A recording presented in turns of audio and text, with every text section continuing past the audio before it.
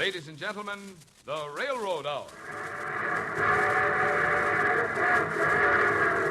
And here comes the star-studded show train.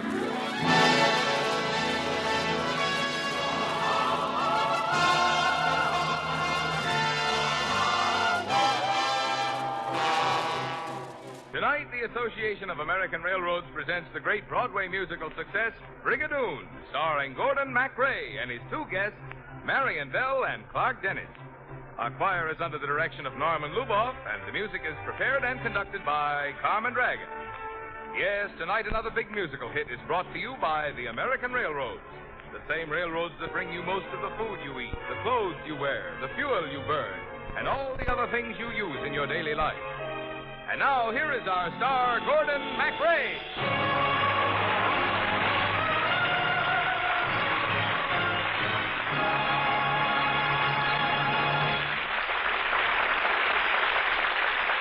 Thank you very much, Marvin Miller, and good evening, ladies and gentlemen. Well, tonight, Clark Dennis and the lovely Miss Marion Bell join me in bringing you one of the most charming musicals in recent years, the wonderful Scotch fantasy, Brigadoon.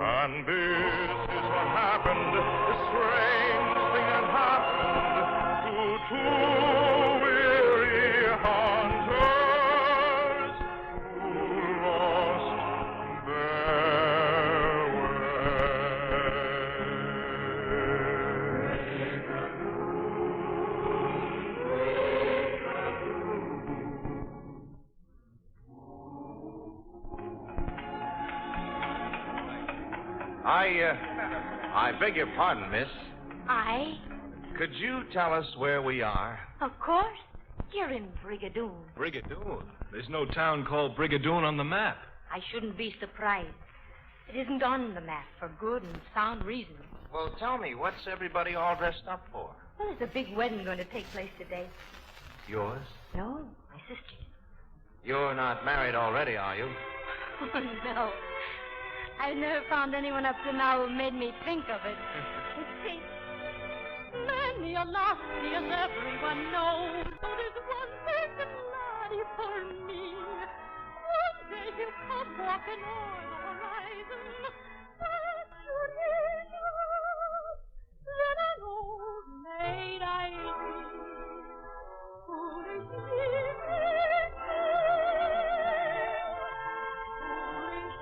I will stay, waiting for my dearie, and happy am I. To hold my heart till he comes running down. When he comes, my dearie, one look and I'll know that he's the dearie I've been wanting so. Though I live 40 lives till the day he arrives, I'll not ever grieve. For my hopes will be high that he'll come strolling by. For you see, I believe that there's a laddie weary and wandering who's waiting for his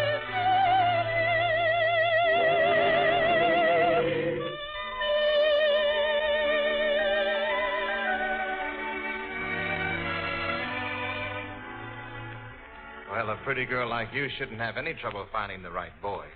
Thank you, sir. Are you from England? No, we're from America. America? Mm-hmm. My friend and I came to Scotland on a hunting trip. We lost our way, and right now we're mighty tired and mighty hungry. Well, there's a little tavern on the next street where you can get some food. Oh, that sounds good to me. Let's go, Tommy. You go on ahead, Jeff. I want to make a call first. Is there a phone around here? A phone? Yes. I didn't think we had one. No phones? What kind of a nutty town is this, anyway? Brigadoon is a wonderful town. And if you don't like it, why don't you go back where you came from? You don't like me very much, do you? Oh, I like you very much. I just didn't like what you said. Now, be off with your friend and while I go and gather some heather for the wedding. May I go with you? No. I'll do it much faster alone. Oh, I won't bother you, really. You know, maybe I'm the one who's slightly nutty, but... Can't we two go walking together out beyond the valley of trees, out where there's a hillside of heather, curtsying gently in the breeze? That's what I'd like to do, see the heather, but with you. The mist of May is in the gloaming, and all the clouds are holding still. So take my hand and let's go roaming through the heather on the hill. The morning dew is blinking yonder. There's lazy music in the rill. And all I want to do is wander through the heather on the hill. There may be other days as rich and rare. There may be other springs as full and fair. But they won't be the same. They'll come and go. For this I know. And when the mist is in the gloaming, And all the clouds are holding still. all the clouds are holding still. If you're not there, I won't go roaming through the heather On the hill, the heather on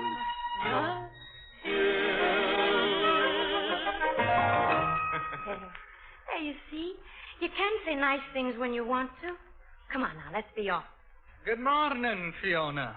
Oh, good morning to you, Charlie. This is... My name's Tommy Albright. Mine's Fiona McLaren, and this is Charlie Dalrymple. He's marrying my sister today. Well, I'm glad to know you, Charlie. Thank you, sir. I was hunting for the schoolmaster, Fiona. I wanted to ask him something about the miracle. The what? You'll see Mr. Lundy at the house, Charlie, when you come over and sign the Bible. That's right. Well, then I'll be off about me errands. Glad to have met you. Same here, Charlie. Now, Fiona, what was that business about a miracle? Oh, that... I'm sorry. I cannot say. But... I cannot say. Maybe if you were to ask Mr. Lundy. Fiona, if I stuck around here today, would you take me to the wedding? Why do you want to stay? I can't say. Of course I'll take you.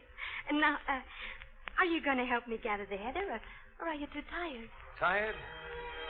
I never felt better in my whole life. Oh, maybe the sun gave me the power, for I could spin like a roll and be home in half an hour. Maybe the air gave me the drive, for I'm all aglow and alive. What a day this has been.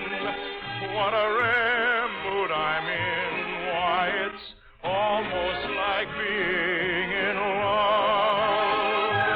There's a smile on my face for the whole human race. Why, it's almost like being in love.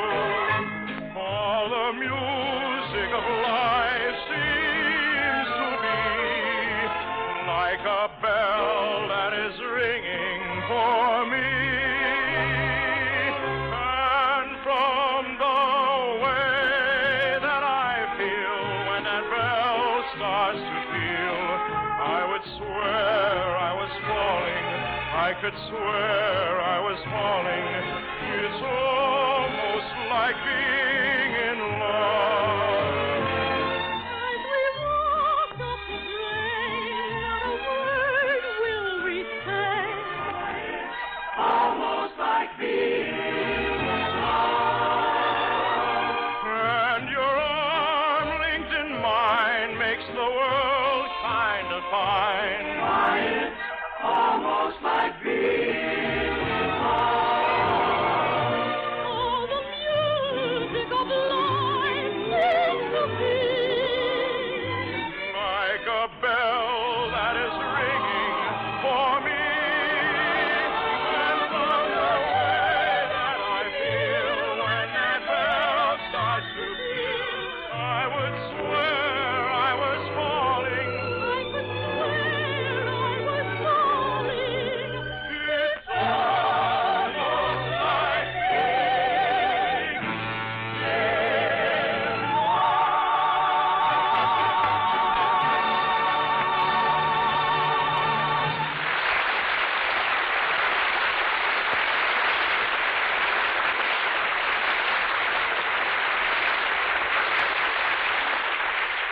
We'll return to the second act of Brigadoon in just a moment.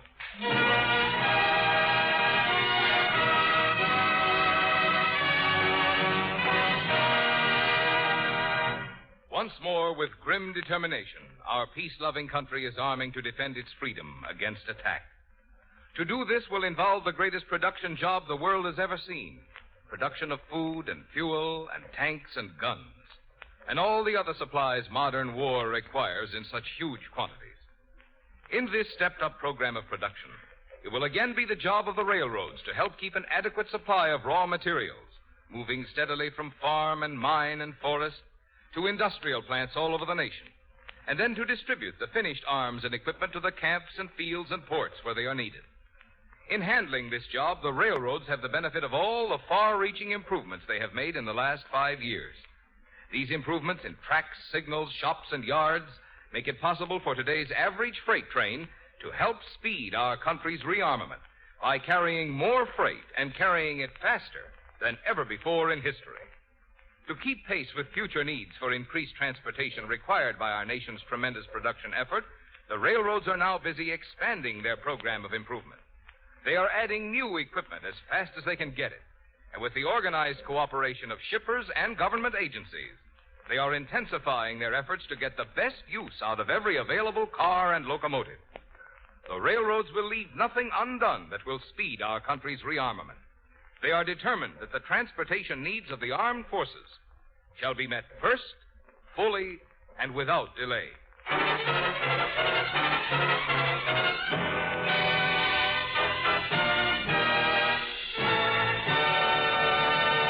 The second act of Brigadoon, starring Gordon MacRae and his two guests, Marion Bell and Clark Dennis.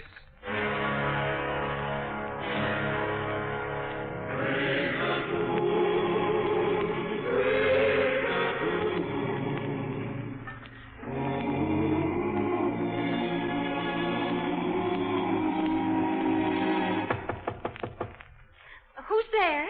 Charles McPherson Dalrymple. Today, the founder of a new clan. Oh, come in, Charlie. Mr. Lundy's here. And where's my genie? Greetings to you, young bridegroom.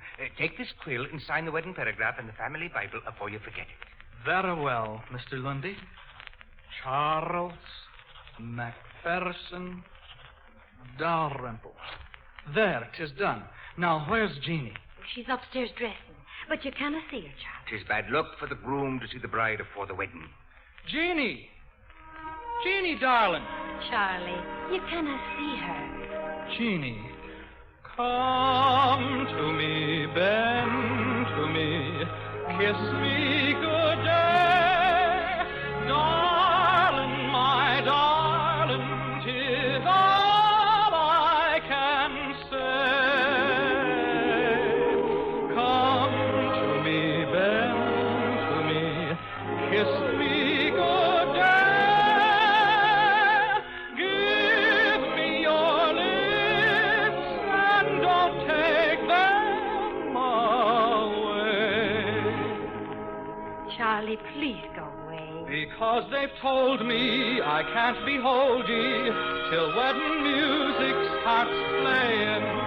To ease my longing, there's nothing wrong in me standing out here and saying, come to me, bend to me, kiss me good day. Darling, my darling, 'tis all I can say.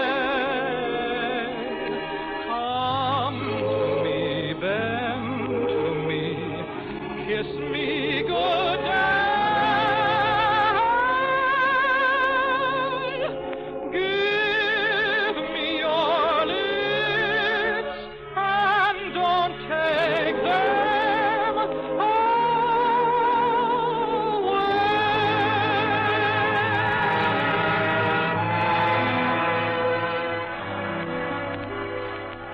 Charlie, you must go. I've got to help Jeannie dress. Off with you, Charlie, lad. Right you are, and don't let Jeannie be late for the wedding. Don't you be late. Tommy, Yes? will you and Jeff bring some of that heather in here and pretty up the room for the wedding? Oh, anything you say, Fiona. Thank you, Tommy. Give me a big bunch of it, and I'll take it up to Jeannie for her wedding bouquet. Here you are, darling. Thank you, dearie. I won't be long. And I'd like a final word with Jeannie, if I may, Fiona. Well, so it's darling and dearie now, is it? Well, I guess it's time we were starting back. Oh, now, there's no hurry, Jeff. Let's stay for the wedding. Hey, no, wait a minute. Look at this. What? This Bible. Read what it says here. Fiona, born October 10th, 1722. Jean, born April 8th, 1728. And get this. Married Jean McLaurin to Charles McPherson Dalrymple, May 24th, 1746. Wait a minute. No Brigadoon on the map, no phones in the whole town, and something about a miracle. Fiona? Mr. Lundy? Hi, Tommy. What is it? Aye. What is it, Mr. Albright? Fiona, is this your name here in the Bible? I. But the date, it says... Oh, I cannot say. If Mr. Lundy wants to tell you, well, he's the one to explain about Brigadoon. Mr. Albright, if Fiona wishes, I'll tell you everything. But let me warn you beforehand. You wouldn't believe a word I say. What happened in Brigadoon was a miracle, and most folks didn't believe in miracles. Go on. 200 years ago this very day, the minister of our kirk, Mr. Forsyth, A good man he was. aye, the kindest in Scotland. He was getting old, and he wanted to protect the people of Brigadoon from the evils of the outside world after he was gone. So he went out to a hill beyond Brigadoon and prayed that the town and all its people should vanish into the healing mist. Vanish? Aye, but not for always. Brigadoon was to return just as it was, for one day every 100 years. That's incredible. You see, in this way, Mr. Forsyth figured there would be no change in our lives. We'd all go on living our customary way, but just wouldn't be in any century long enough to be touched by it. And you say all this happened 200 years ago? Aye, lad. Which, you see, is only 2 days ago to us. For when we awakened the morning after Mr. Forsyth had prayed for a miracle, he was gone. And it was 100 years later. Now, Mr. Lundy, I'm not saying I believe all this. But suppose a stranger like myself came to Brigadoon and wanted to stay. Could he? Aye. Mr. Forsyth provided for that. A stranger can stay if he loves someone in Brigadoon enough to want to give up everything to be with that person. Which is how it should be. Because after all, lad, if you love someone deeply enough, anything is possible. I think I like that part the best. But at night, Mr. Lundy, when you go to sleep, what's it like? Well, sometimes at night I seem to hear strange voices. No words I can remember. Just voices from the outside world filled with a fearful longing. You know, there must be lots of folks out there who like a Brigadoon.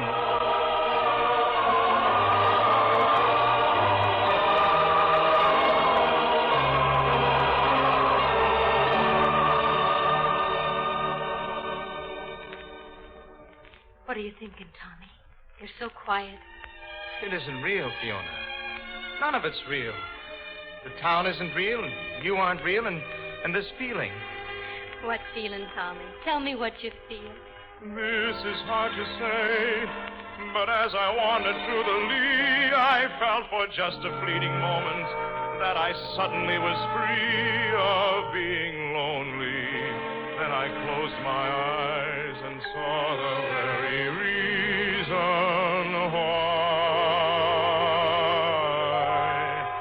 I saw a man with his head bowed low. His heart had no place to go. I looked and I thought to myself with a sigh, there, but for you go I saw a man walking by the sea, alone with the tide was he. I looked and I thought as I watched him go by, there, but for you go I.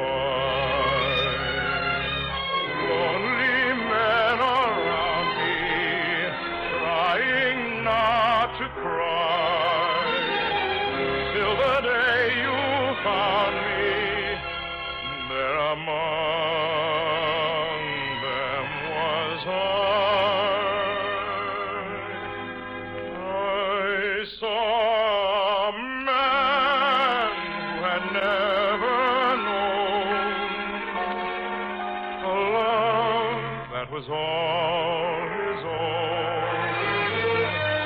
I thought as I thanked all the stars in the sky, there, but for you, go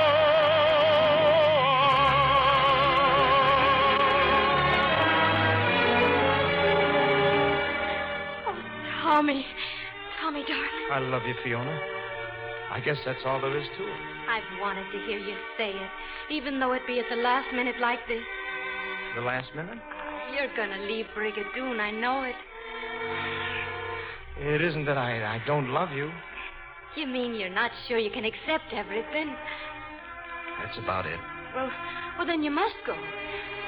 I'll miss you, but I think that I'll be less lonely now than I was before you came. I think real loneliness is not being in love in vain, but not being in love at all.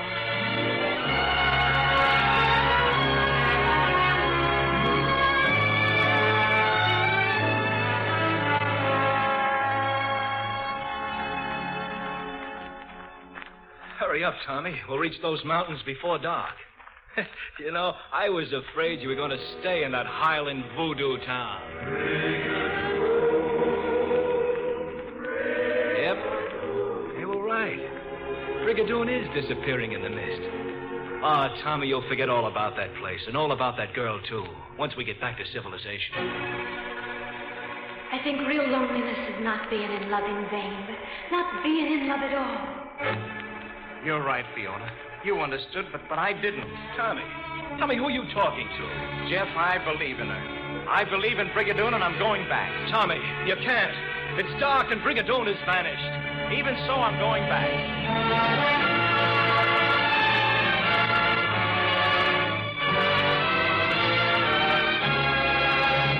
Look, Jeff. Look, the mist is rising again. Brigadoon is still there. Yes. And here comes Mr. Lundy. Tommy, lad, you must really love her. You woke us all up. Brigadoon had disappeared, and you brought it back again. Remember what I told you. When you love someone deeply enough, anything is possible. Even miracle. Tommy? Fiona. Oh, Fiona. So long, Tommy. So long, Jeff. Tommy, you're going to stay. I'm going to stay forever and ever, my darling.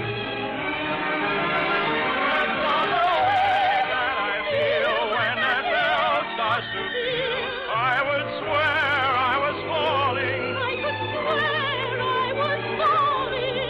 It's almost like being in love.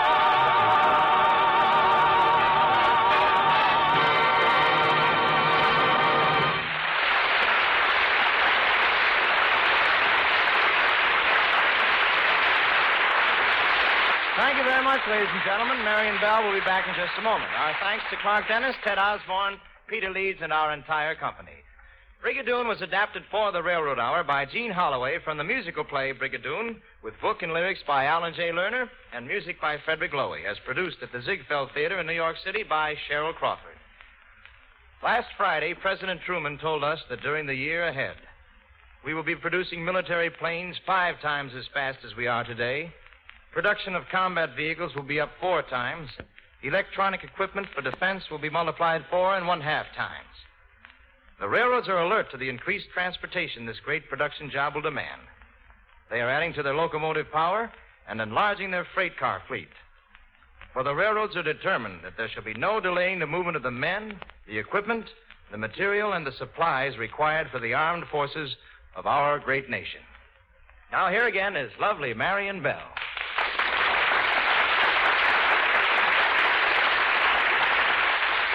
You know, friends, Marion played Fiona in the original Broadway production of Brigadoon, didn't she, Marion? That's right, Gordon.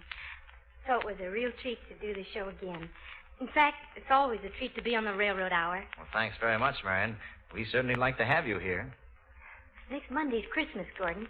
What sort of a present do you have for your listeners? Well, I'll tell you, Marion. We're inviting everyone to eavesdrop on our cast Christmas party. Lucille Norman will be with us, and we have a wonderful story to tell you. It's the Christmas message that lies in the music of Tchaikovsky's Nutcracker Suite. All aboard! Well, folks, it looks as though we're ready to pull out. And so until next week, goodbye.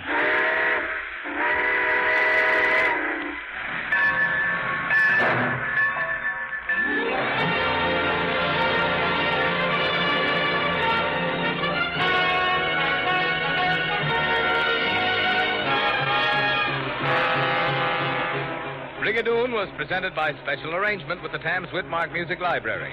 Gordon MacRae can be seen starring in the Warner Brothers production, The West Point Story. Our choir is under the direction of Norman Luboff, and our music is prepared and conducted by Carmen Dragon. This is Marvin Miller saying goodbye until next week for the American Railroads.